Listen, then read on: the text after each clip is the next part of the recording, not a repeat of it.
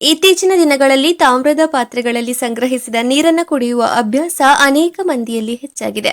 ಸಾಕಷ್ಟು ಜನ ಈ ವಿಧಾನವನ್ನ ಅನುಸರಿಸುತ್ತಿದ್ದಾರೆ. ಇದು ಆರೋಗ್ಯ ಸಮಸ್ಯೆಗಳಿಗೆ ಉತ್ತಮ ಪರಿಹಾರ ಎಂದು ಭಾವಿಸುತ್ತಾರೆ ಕೂಡ.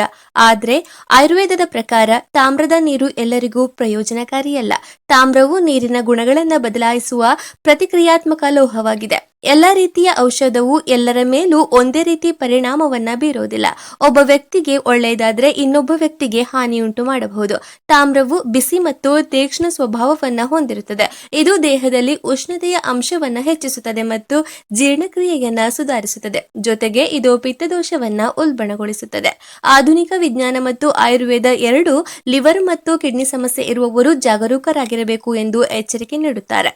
ನೀವು ಆರೋಗ್ಯವಾಗಿರಲು ಮತ್ತು ತಾಮ್ರದ ನೀರನ್ನು ಕುಡಿಯಲು ಬಯಸುವುದಾದರೆ ಕೆಲವು ನಿಯಮಗಳನ್ನು ಪಾಲಿಸಬೇಕು. ನೀರನ್ನು ತಾಮ್ರದ ಪಾತ್ರೆಯಲ್ಲಿ ಕನಿಷ್ಠ 8 ಗಂಟೆಗಳ ಕಾಲ ಇಡಬೇಕು. ಆದರೆ ಇದನ್ನ 12 ಗಂಟೆಗಳಿಗಿಂತ ಹೆಚ್ಚು ಕಾಲ ಇಡಬಾರದು. ಇದನ್ನ ನಿರಂತರವಾಗಿ ಕುಡಿಯುವ ಬದಲು ಪ್ರತಿ 3 ತಿಂಗಳ ಬಳಕೆಯ ನಂತರ 1 ತಿಂಗಳು ವಿರಾಮ ತೆಗೆದುಕೊಳ್ಳುವುದು ಉತ್ತಮ.